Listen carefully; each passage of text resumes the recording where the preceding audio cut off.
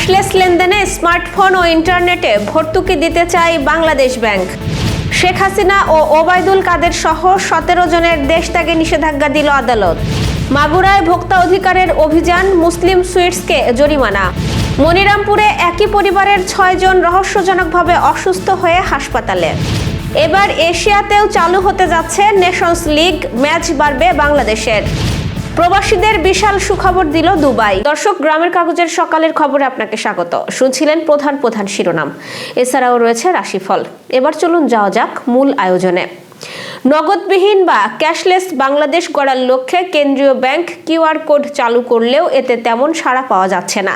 এই প্রেক্ষিতে নতুন একটি পরিকল্পনার কথা ভাবছে বাংলাদেশ ব্যাংক। এটি হচ্ছে কিউআর কোড ব্যবহারের লক্ষ্যে স্মার্টফোন কেনায় নগদ ভর্তুকি এবং ইন্টারনেট ব্যবহারে বিশেষ ছাড়। রোববার বাংলাদেশ ব্যাংকের প্রধান কার্যালয়ে গভর্নর ডক্টর আহসান এইচ মনসুরের সভাপতিত্বে অনুষ্ঠিত সভায় এই বিষয়ে সিদ্ধান্ত নেওয়া হয় বলে জানা গেছে। পাশাপাশি জনসাধারণের জন্য নির্দিষ্ট স্মার্টফোনে ব্যবহৃত সিমে খরচ কমাতে বৈঠকে কর ও ভ্যাট ছাড়ের ওপর গুরুত্ব আরোপ করা হয়েছে। বৈঠকে উপস্থাপিত এই প্রস্তাবগুলো পরবর্তীতে সিদ্ধান্ত আকারে অনুমোদন দেওয়া হবে। আগামী 2027 সালের মধ্যে নগদবিহীন বাংলাদেশ গড়ার লক্ষ্যে কাজ করছে সরকার। এই নিয়ে ক্যাশলেস বা নগদবিহীন বাংলাদেশ প্রচারণা চলমান রয়েছে। মূলত ডিজিটাল লেনদেনের মাধ্যমে একটি স্বচ্ছ, অন্তর্ভুক্তিমূলক এবং আধুনিক অর্থনীতি গড়ে তোলার একটি বড় চ্যালেঞ্জ। ক্ষমতাচ্যুত সাবেক প্রধানমন্ত্রী শেখ হাসিনা এবং সাবেক সড়ক ও সেতুমন্ত্রী ওবায়দুল কাদের সহ 17 জনের দেশ ত্যাগে নিষেধাজ্ঞার আদেশ দিয়েছে ঢাকার একটি আদালত। রোববার ঢাকা মহানগরের জ্যেষ্ঠ বিশেষ জজ আদালতের অবকাশকালীন বিচারক মোহাম্মদ আব্দুল্লাহ আল মামুন দুর্নীতি দমন কমিশনের আবেদনের পরিপ্রেক্ষিতে এই আদেশ দেন। দুদকের পক্ষে আবেদনটি করেন সংস্থাটির সহকারী পরিচালক তানজিল হাসান। অন্যান্য যাদের দেশ ত্যাগে এই নিষেধাজ্ঞা দেওয়া হয়েছে তারা হলেন সাবেক মন্ত্রী আমির হোসেন আমু, আনিসুল হক, তোফায়েল আহমেদ, খন্দকার মোশাররফ হোসেন, প্রতিমন্ত্রী এম এ মান্নান, সচিব MAN সিদ্দিক, অতিরিক্ত সচিব ফারুক জলিল, উপসচিব শফিকুল করিম, প্রকৌশলী ফিরোজ ইকবাল, ইবনে আলম হাসান, আফতাব হোসেন খান, আব্দুস সালাম এবং CNS লিমিটেডের ব্যবস্থাপনা পরিচালক মুনির উজ্জামান চৌধুরী, পরিচালক সেলিনা চৌধুরী ও ইকরাম ইকবাল। জাতীয় ভোক্তা অধিকার সংরক্ষণ অধিদপ্তর মাগুরা জেলা কার্যালয় গতকাল সদর উপজেলার ঢাকার রোড চাউলিয়া বাসস্ট্যান্ড এলাকায় অভিযান পরিচালনা করে দই মিষ্টি, বিরিয়ানি, হোটেল ও মুদি দোকানে। এ সময় মেসার্স মুসলিম সুইটস নামক প্রতিষ্ঠানে তদারকিকালে বিভিন্ন অনিয়ম পাওয়া যায়। খুবই স্যাঁতসেঁতে, নোংরা ও দুর্গন্ধযুক্ত পরিবেশে অস্বাস্থ্যকরভাবেই তৈরি হচ্ছে দই মিষ্টি সহ অন্যান্য খাদ্যদ্রব্য। কর্মচারীদের নেই কোনো স্বাস্থ্যবিধি। নোংরা মেঝে ও র্যাকে অস্বাস্থ্যকরভাবে যত্রতত্র খাবার খোলা রাখা হয়।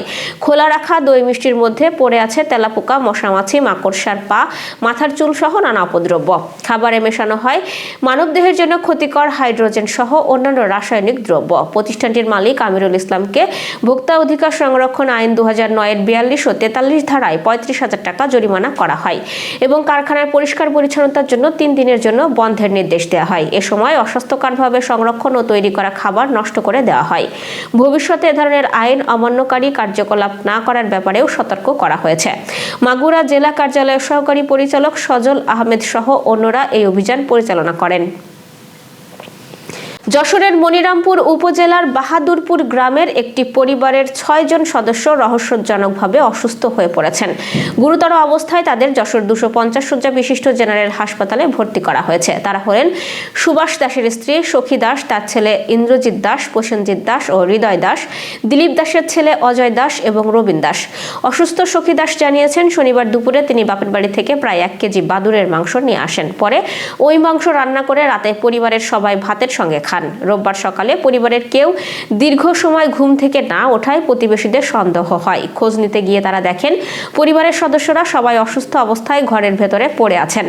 পরে প্রতিবেশীরা দ্রুত তাদের উদ্ধার করে মনিরামপুর উপজেলা স্বাস্থ্য কমপ্লেক্সে ভর্তি করেন। সেখানে অবস্থার অবনতি হলে কর্তব্যরত চিকিৎসকরা বিকেলে তাদের যশোরের 250 শয্যা বিশিষ্ট জেনারেল হাসপাতালে রেফার করেন। তবে অসুস্থদের দাবি, তারা বাদুড়ের মাংস খেয়ে অসুস্থ হননি। তাদের অভিযোগ, খাবারের সঙ্গে কেউ ইচ্ছাকৃতভাবে কোনো ক্ষতিকর দ্রব্য মিশিয়ে থাকতে পারে। একই সঙ্গে তারা জানান, অসুস্থ অবস্থায় বাড়ি থেকে অজ্ঞাত দুর্বৃত্তরা নগদ টাকা পয়সা সহ মূল্যবান সামগ্রী লুট করে নিয়ে গেছে। 2018 সালে নেশনস লিগ চালু করে উয়েফা। আন্তর্জাতিক বিরতিতে প্রীতি ম্যাচ না খেলে প্রতিদ্বন্দ্বিতামূলক ম্যাচ খেলানোর জন্যই টুর্নামেন্টের আয়োজন করে আসছে ইউরোপের ফুটবল নিয়ন্ত্রক সংস্থা। উয়েফার দেখানো পথেই এবার হাঁটতে যাচ্ছে এশিয়ান ফুটবল কনফেডারেশন। এক বিবৃতিতে এএফসি জানিয়েছে 47টি সদস্য দেশ নিয়ে তারা নেশনস লিগ চালু করতে যাচ্ছে। লক্ষ্য একটাই, এশিয়ার জাতীয় দলগুলোকে নিয়মিত ও মানসম্পন্ন প্রতিযোগিতার সুযোগ করে দেওয়া। ঠিক কবে এই নেশনস লিগ শুরু হবে তা জানায়নি এএফসি, তবে তারা জানিয়েছে খুব দ্রুতই শুরু হবে টুর্নামেন্টটি। বিশ্বকাপ ও এশিয়ান কাপ বাছাই পর্বের বাইরে ফিফা আন্তর্জাতিক বিরতিতেই এই টুর্নামেন্ট অনুষ্ঠিত হবে। প্রবাসী পেশাজীবীদের জন্য বড় সুখবর দিয়েছে দুবাই। স্বাস্থ্যসেবা, প্রযুক্তি, অবকাঠামো ও শিক্ষা খাতে সরকারের একাধিক উদ্যোগের ফলে নতুন নতুন কর্মসংস্থানের সুযোগ তৈরি হয়েছে। এসব শূন্য পদ পূরণে দক্ষ বিদেশি কর্মী নিয়োগ দিতে আগ্রহী দুবাই কর্তৃপক্ষ। গালফ নিউজের এক প্রতিবেদনে জানানো হয়েছে 7টি নতুন সংস্থা গঠনের ফলে আগামী বছর সংযুক্ত আরব আমিরাতের কেন্দ্রীয় সরকারের শূন্য পদের সংখ্যা বেড়ে দাঁড়াবে 7,842টিতে। এই পরিস্থিতিতে দক্ষ ও অভিজ্ঞ জনশক্তি আকর্ষণে বিশেষ গুরুত্ব দিচ্ছেন দেশটির নীতি নির্ধারকেরা। এছাড়াও কর্মক্ষেত্রে কৃত্রিম বুদ্ধিমত্তা প্রযুক্তির ব্যাপক ব্যবহারে নতুন ধরনের চাকরির সুযোগ সৃষ্টি করছে, যার সঙ্গে তাল মিলিয়ে দক্ষ জনবল নিয়োগের পরিকল্পনা নেওয়া হয়েছে। দুবাই সরকারের সরকারি চাকরির অফিসিয়াল পোর্টালে বিভিন্ন সরকারি বিভাগের শূন্যপদ প্রকাশ করা হয়েছে, যেখানে বিশ্বের সব দেশের প্রার্থীরাই আবেদন করতে পারবেন। দর্শক, এবার চলুন জেনে নিই কেমন যাবে আপনার আজকের দিন, অর্থাৎ 22শে ডিসেম্বরের সম্ভাব্য রাশিফল। মেষ রাশির কর্মক্ষেত্রে নতুন দায়িত্ব পেতে পারেন। সিদ্ধান্ত নেওয়ার আগে ভেবে নিন, আর্থিক বিষয়ে সতর্ক থাকুন। বৃষ রাশির পারিবারিক পরিবেশ আনন্দময় থাকবে। পুরানো কোনো সমস্যার সমাধানের সুযোগ আসবে এবং খরচ নিয়ন্ত্রণে রাখুন। মিথুন রাশির যোগাযোগে সাফল্য আসবে। বন্ধুর সহযোগিতা পাবেন এবং মানসিক চাপ কিছুটা কমবে। কর্কট রাশি কর্মস্থলের স্বীকৃতি পেতে পারেন। আত্মবিশ্বাস বাড়বে এবং স্বাস্থ্য ভালো থাকবে। সিংহ রাশির নতুন পরিকল্পনায় অগ্রগতি হবে। ভ্রমণের সম্ভাবনা আছে এবং অহংকার এড়িয়ে চলুন। কন্যা রাশির আর্থিক বিষয়ে লাভের যোগ রয়েছে। কাজে মনোযোগ বাড়বে এবং ব্যক্তিগত সম্পর্কে সতর্কতা প্রয়োজন। তুলা রাশি পার্টনারশিপে শুভ ফল মিলবে। আইনি বা প্রশাসনিক কাজে সুবিধা পাবেন। বৃশ্চিক রাশির গোপন শত্রু থেকে সাবধান থাকুন। ধৈর্য ধরে কাজ করলে সাফল্য আসবে। ধনু রাশির শিক্ষা ও সৃজনশীল কাজে অগ্রগতি হবে। ভালো খবর পেতে পারেন।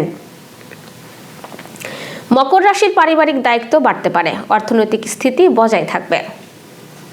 কুম্ভ রাশির নতুন মানুষের সঙ্গে পরিচয় হবে। সামাজিক কাজে সক্রিয় থাকবেন।